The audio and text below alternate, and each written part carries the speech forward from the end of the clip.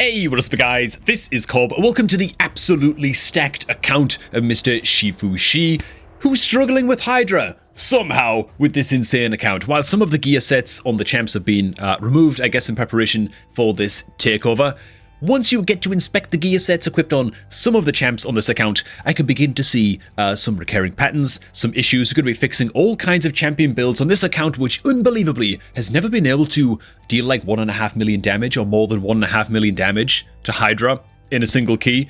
We're going to be fixing that in today's takeover, because honestly, this roster can go far, man. This is a damn good champion roster to work with, man. So let's have it. And hey, man, if you're looking to get involved yourself in this account takeover series and create a new account of your own with 4 free incredible epic champions, then look no further than my beginner promo link down below at the top of the video description box. Make sure you are signed out of Play and Play, click that link, create a new account with that link, and you get your hands on 4 free champs, including the legendary starter champ Karato Fox Hunter, who will appear in your inbox as soon as you're done with the tutorial. It is an insane link and the best possible way to start off your new raid account and get a priority pass access to get involved in this account takeover series. And so while you're down there, why not head into the description box and join the Discord server found therein. And you can also go ahead and post your account in the account takeover submissions channel in that Discord server for a shot at appearing in this happy little series, man. All right, let's begin, shall we? So first off, I think that Artak is a great example of a champion on this account that could be doing so much work, but is being held back by his artifact build. Is he fully booked out? He is indeed. Okay, so Artak is almost definitely going to be part of our Hydra clan boss team. It seems like Mr. Shifu has been building out Artak with the attempt at building him in a regen set so he can solo certain bosses in the game and solo certain content, but the stats just don't really add up. Artak, first of all, is an HP scaling champion. All of his damaging skills scale based on his own HP stat, and so you want to build him with as much health as humanly possible, but his health is remarkably low. He's also very slow indeed, which if you're going to have a champion built in a regeneration set, you want them to have high health so that they're healing more from the set, and you want them fast, right? You want them as much speed as possible so they're getting more turns, and every turn they get some healing, and so the build is all just a little bit mismatched for the attack. And then you click on the artifacts themselves, and we've got some flat stat defense boots here from the Righteous set, which flat stat boots, we should be looking for speed primary stat boots here on the attack. You look at the chest, it's attack flat stat, so maybe just a misunderstanding over how attack's damage is going to be scaling here. Attack, I mean, anything flat stat on chests is basically always bad unless you're building like a max resist champion or something, you know. Yeah, so not great there. Defense percentage main on the gloves is okay. It's fine, but this is what I mean, man. Even where we've got some decent item, I mean, ideally this would be HP percent, but even where we've got some decent items equipped on these champs, they're just a little bit higgledy-piggledy. The stat priorities are kind of all over the place, and so, yeah, I'm gonna go ahead and build up the templates of some Hydra teams that we could use based on this roster, and then from there I'm going to come back to the champion rosters and rebuild a champion team and see if we could just take on Hydra right now in this video and mop the floor with at least normal mode Hydra, I guess for the first time ever on this account. Okay, so, and this is what we have come up with. So I guess focusing on the top team first, I think this is the team I'm going to try and build out on this account and see if we can make it work. We've got good old Elva Autumnborn all up and over here, and so just shifting that champion line up to the bottom of the screen just now. Why are we picking each of these champions? Well, starting off with the Sun Wukong, going from left to right. The reason he's going to be on the team is for his block buffs debuff skill on his A3. This is great. It's huge. It's 100% land rate. He's not booked, so it's going to be a full turn cooldown, and it's not going to be 100% reliable, 100% uptime all the time against the Hydra heads, but we can work on that. He's also going to help to bring a bunch of damage to the team as well. Now, sadly for provokers, we are kind of limited in our options here. That's why Vizix is on the team. She's a great champion to build out for Hydra. However, she's only sitting at level 50 on this account, which might be a big problem for this team, to be honest. I'm going to go ahead and ascend her up as well, if I can, so she can actually... Hang on. I should actually check that we have the potions to ascend the Vizix here real quick. Just check. No! Okay, we might not actually be able to... we might not be able to bring the Vizix, man.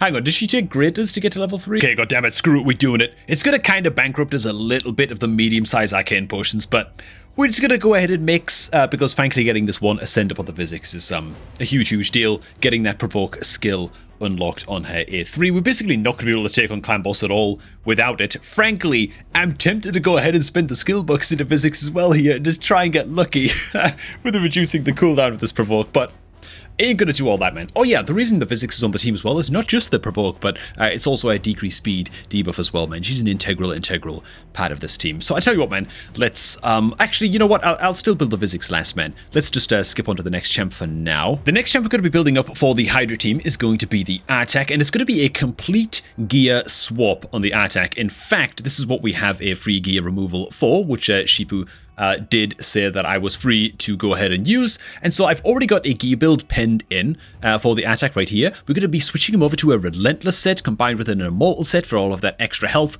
and this is what these stat changes are going to look like, right? He's going to gain a crap ton of health, 22,000 health he's gaining at the expense of defense and at the expense of a little bit of attack. But frankly, I'm more concerned with getting his accuracy up and getting his speed up as well, and just using him mostly as a debuffer. Now, I do have him in some crit rate gauntlets here as well, because it's nice if you can have 100% crit rate on your attack. It's great and all, but again, my main concern is getting him fast, is getting him accurate so that he's consistently landing his big HP burns across all of the Hydra heads, and yeah, switching those pesky defense stats over to HP, because yeah, he's an HP scaling champion, and so it just makes sense. Let's go ahead and switch him on over. The next champion we're going to be rebuilding is good old Rathalos Blademaster, who is the absolute opposite of Artak, doesn't require any accuracy in his kit at all, and of course he has the unique synergy with Artak on his passive, inflicting all kinds more damage against targets under HP burn debuffs, and so yeah, Rathalos with basically any HP burner. We could pair him up with the Ninja as well, and he'd do just fine, but with any HP burner, fantastic Hydra damage dealer, so yeah, let's go ahead and build him out. He's actually a blank slate, which is lovely. And this is what we've come up with the Rathalos Blademaster. In fact, I'm going to go ahead and, I think, just crank this amulet all the way up. It's the only crit damage amulet we have on the account. Okay, it wasn't too expensive. Just to get his crit damage up a little bit more. Yeah, it's a little bit of a hodgepodge of gear. We're also borrowing some gear off of the Cold Heart as well, just to get his crit rate up. 91% is the best I can do. We're very limited, mostly in chest pieces on this account. As you can tell, I would much rather that this chest piece was an attack percentage chest, but I swear to God, we have like 4 attack percentage chest pieces on the entire account, and like all of them just have flat stats. Like they're all very bad, and it's a real struggle to hit the crit rate requirements and prioritize crit damage and stuff on a Rathalos on this account. Just is. Likewise, we are very pushed for choice as well on the gauntlets, which are actually toxic set gauntlets. With questionable substats as well. I mean, they're okay, but we are also able to ascend up into crit rate as well, so I'm pretty happy to go ahead and, because it's a CVC, get some extra CVC points right here as we just throw some Ascendancy stars into these, bump up that crit rate a little bit higher, and now we're much closer to that 100%. Equally, the banner actually rolled okay. Screw it. I think I've drawn attention to enough. We've also got him in just a random righteous weapon, just because it's got a double crit rate roll. I mean, we've got a lot of like very good looking gear on this account, but a lot of the rolls on the gear, a lot of the crit rolls in particular, very lacking indeed, which is why I'm having to pass things around between the Rathalos and the Cold Heart. But this is what the final build is going to look like. Oh, I also want to go ahead and rank 16 these boots, because we desperately need more speed on the Rathi as well. He's actually still just like very slow indeed. I don't want to go the extra mile and start spending like speed glyphs and stuff on the banner and stuff like that. Maybe we should. Screw it, man. We're just going to go for it. Yeah, a +4 speed is fine. Right? Gets him up to at least approaching 160. He's still very slow, but we're doing the best we can. Okay, let's go ahead and equip these up, and so the Rathalos is now set. Next up is going to be the Rector Drath, whose build is a little bit, wiggly, a little bit all over the place, a little bit crazy. Lots of speed gear, but not a lot of speed on the champion, you know what I'm saying? This is another one of those champs that I've already planned a gear build out for, so I'm going to go ahead and slam the Rector once again in Relentless pieces, and actually a couple of retaliation pieces as well, which just rolled pretty saucily in terms of their stats, in terms of accuracy numbers on the boots. They were already ranked 16 as well, and so I'm just going to go ahead and transfer them over onto her. And then on the shield, speed rolls, accuracy rolls, fine. You know, we want a nice, fast Rector Drath with a good amount of HP, which she now has, good amount of defense as well, great, and good enough accuracy to also be landing the decreased attack debuff on her A1. And so it's a little bit unorthodox to have the old retaliation pieces on the Rector Drath, but I think in this case it works, and again, with the options that we've got, yeah, I'm pretty happy to go ahead and slam this gear on the Rector. happy little build. And finally, that brings us to the Elva Autumnborn, at least before I have to go back and fix up the physics and farm that bloody Void Keep for 25 minutes, you know. And with the Elva, I haven't planned out any build for it just yet, but it's going to be pretty simple building the Elva out, to be honest. It's going to be priority stats. We're going to go to speed as the highest priority stat. Then I'm going to go ahead, hide, set filters, and let's even show the equipped gear as well. We might pass things around just a little bit. And we're just looking to make a, HP percentage is good. Defense percentage is also good. She doesn't need accuracy at all. She's kind of like a legendary edition apothecary where you just want to build her to be as fast as possible and then reasonable enough defensive stats that she lives to get off her revive skill. And that's all you're trying to do with the Elva, man. So let's do it. Okay, and stealing a couple of pieces of gear from the Rhonda. This is as fast as I could get the Elva without absolutely kind of breaking the bank. We're running a little bit low on silver on this account now. I might go ahead and just cleanse a whole bunch of artifacts, to be honest, that I don't think are worth holding on to on the account, just to recoup our losses just a little bit. But this is what we're looking at right now. We also do need to ascend up the Elva as well. Speed 230, good health. Defense could be like 500-600 higher, ideally, but it might be okay for what we need right now. Let's go ahead and equip this up. And at last, it is now time to rewind back on to the physics. Last champ ready to rock and roll and build out. Once again, I went ahead and prepared a preset build for the physics. Oh no, she's sharing boots with the Elva. Oh god damn it. Fear not, actually. Check this out, man. Triple defense percentage roll, perception boots. 6 stars as well. So the Elva's actually going to be faster and gain a crap load of defense. It's actually just even better, dude, than we could have possibly dreamed for. Okay, yeah, let's go ahead and switch back on over to the physics. Oh damn, couldn't find the physics for the longest time there, man. Either my brain's lagging or she was eluding me. Okay, let's go ahead and slam the physics in said gear. Also this ring action. Now, she's lacking a little bit on the accuracy. Not a lot we can do about that right now. She needs to be ascended up to rank 5 and rank 6 in terms of ascension levels and, you know, accuracy banner. Hopefully with some like defense percent, HP percent, maybe some speed rolls would be great. I am concerned that, of course, despite my best efforts to build her out to be relatively tanky, you know, defense percentage gear, all that kind of thing, ignore the substat rolls on this chest piece, okay? It's the best we could do, believe you me, in terms of just raw defense percent. Her defense is still only like 2k, and her health is only like 28k or something, because she's level 50, you know, like, what the hell are we supposed to do here, right? She's also missing 2 accessories, and so she could easily be a very, very weak link in this team, but I'm still curious to see if this team is good enough to pull off at least like a normal Hydra 1 key, now that we've tuned up the gear rules on these guys. And yeah, to that end, we've also made sure to take care of her speed, get her nice and fast, because it's a 4-turn cooldown provoke on her A3 until she gets fully booked up, which I do recommend, by the way, that Mr. Shifu focuses on doing as soon as possible on this account. In fact, I might just recommend he does it right away as soon as I log on out of the account, but I don't want to make that call myself when, you know, the account's only got 4 legendary skill tomes. It's not a call I want to make myself, but I will probably recommend that he does that as soon as I'm out of the account. And so that is team number 1 built out. Now, team number 2, you will also notice, is lacking a provoker, which really isn't ideal at all, but honestly, it's a decent little team. Ideally, we could maybe like switch out the Akemtum in this team. Like, he's an okay damage dealer. He brings Hex. His speed aura is very, very nice, but I feel like, honestly, the Mikage Ninja combo is great damage. I feel like I forget this guy's name. Mashald? Mashald is a great damage dealer as well, also brings AoE leech buff, more healing to the team. The Ugo is a must-have for the block buffs, debuff skill, as well as some extra team healing and stuff like that. And of course the Ankoro is great. But I would consider switching out the, I've just said his name, the Rabbit, okay, as the aura lead, and getting a Provoker in here instead. Maybe a Drexthas, something like that would be fine for the second team. But right now, it's all about team number 1. Let's see if we can do this, man. Let's see if we can do this. I think I'm gonna manual this and see how it goes. Alright, man, full disclosure so that this video doesn't go on forever. I had a couple attempts at this boss before realizing that the Sun Wukong was dying a little bit too easily. In fact, we hadn't even equipped him in his gear. So that sucked.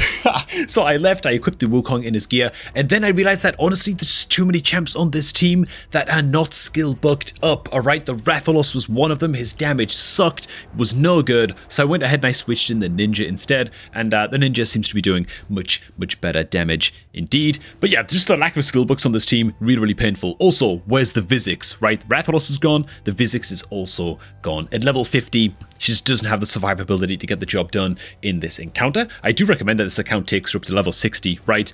Gets her defensive stats up to where they need to be, gets her bugged out so she can actually have a lower cooldown on her provoke, and she could do a job into Hydra. Running UDK simply because he has an A1 that has a 50% chance of placing a provoke, it's the best option we've got for dealing with the Head of Decay right now on the account. This is how the fight went. And so here we go, man. I did actually manual the hell out of this fight because after a couple of attempts with this, just wasn't working on auto. The AI was just making stupid decisions. In fact, you could say I restarted the fight a couple of times as well, just if the UDK's provoke wasn't landing correctly on the Head of Decay. And so here we go, man. Now, I'm not going to lie as well, lack of skill books in the Sun Wukong, big problem in this team too, just because he's not able to, well, it's a 410 cooldown block buffs debuff that he's placing, right? When it lands, as you saw on screen just now, it's great, it's amazing, great stuff, you know? But it's just too long of a cooldown, and because he's dying so often, it's taken so long for it to come back off of cooldown that oftentimes the bosses are getting up the poison cloud buff and stuff like that, and they're getting up like the buff spread effects and all of that. It was really difficult to get this team to work, as unskill booked as they are, right? But the fact we're able to actually get the wheels turning on this is testament, well, to the feast of famine theory surrounding Hydra. What do I mean by that? I mean, you either run into Hydra, deal 500k damage and die instantly, or deal like 1,000,000 damage or something and die instantly, or you get a kill against one Hydra head. If you can kill one Hydra head, man, you're good.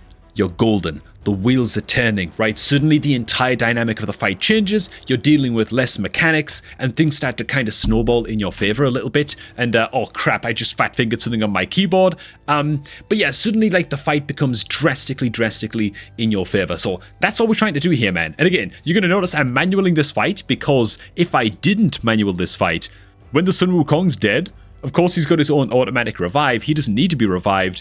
The Rector and the Elva would be wasting their revives on the Sun Wukong, and you're going to see as this fight plays out. I'm not going to show all of the fight, of course, but I mean, you can see, right, this fight is on a knife's edge, like, because these champs aren't skill booked, and because their cooldowns are just, as a result, way too long compared to what they should be if they were fully bugged up, and the land rates of their skills are a little bit off, a little bit low, but unreliable. We are always on the brink of disaster in this run.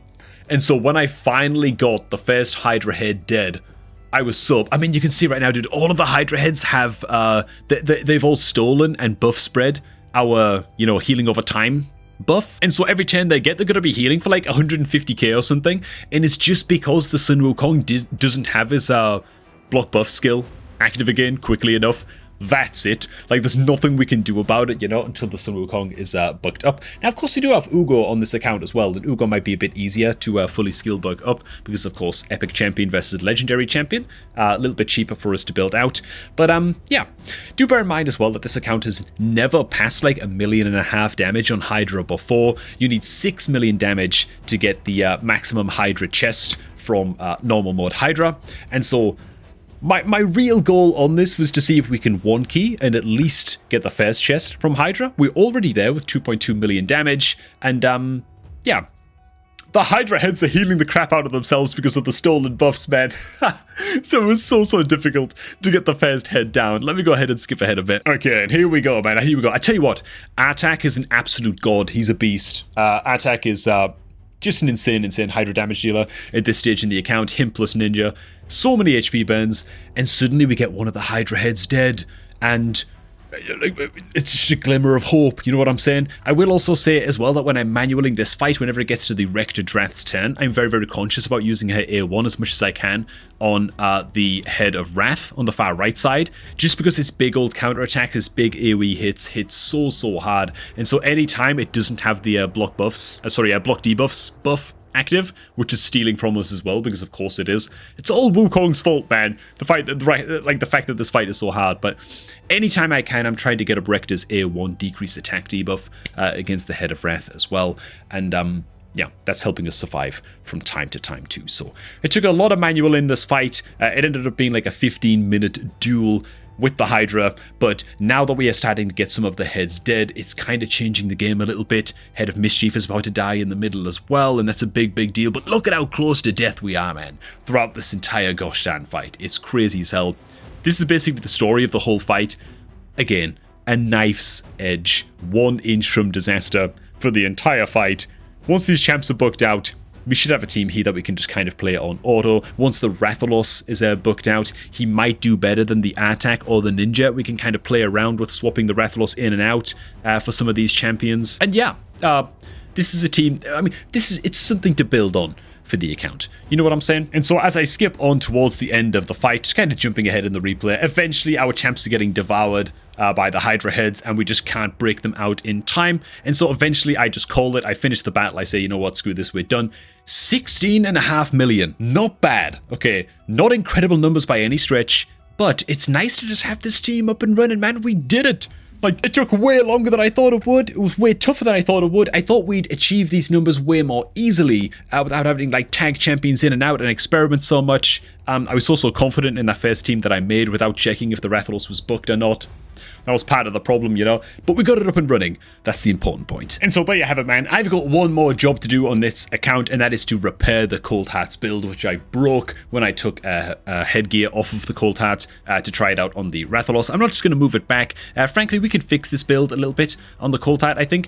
She was a little bit over crit capped before I took away her headgear, so her build wasn't absolutely perfect when I first looked at it. Anyway, I did plan out a build a little bit earlier on with just a hodgepodge of gear, which is trying to steal the boots off the... What is it with these boots, man? Just getting passed around from pillar to post, bro. Okay, gonna go ahead and equip up these boots. Their stats suck, but we need to maintain the accuracy on the Cold Heart. Don't really have that much of a choice.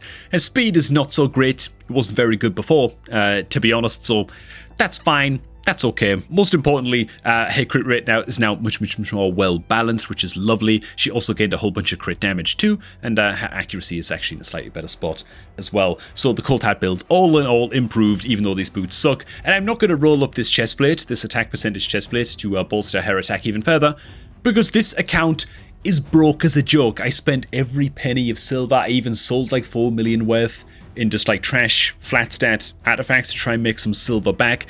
I feel bad, even though I mean, we did it during Artifact Enhancement and during CVC, so there's a hell of a lot of rewards here now for Shinfu to go ahead and log in and collect, so that's good at least. That's good at least. But I did feel kind of bad, so I went in and I picked up a happy little... Where is it, man? I went ahead and bought him a little gift, man. I kind of felt bad, you know what I'm saying? The Daily Gem Pack, that's what I went ahead and picked up, man, so... There you go, man. You know, a couple thousand gems as compensation for bankrupting the account, man. Forgive me. But alright, man. Hopefully this takeover made a happy little difference. We do only have one Mithrala fragment on this account, so it was in dire need of getting this Hydra team set up and ready to rock and roll. And yeah, hopefully it is something that good old Shifu can build on. Alright, man. Thanks for watching, guys. Hope you all did enjoy this one. If you did, then why not get involved in the series yourself? And the best possible way to do that is, of course, by signing up to Raid using my beginner promo link, which is down below at the top of the video description box. Get yourself 4 free starter champions, including the legendary Corrado Fox Hunter, if you sign up using that link, and then submit your account in the account takeover submissions channel of my Discord server, man, which is also linked down below as well. Alright, thanks for watching, everybody. Enjoy the rest of your nights, and I'm going to catch all of you all just a tad bit later, man.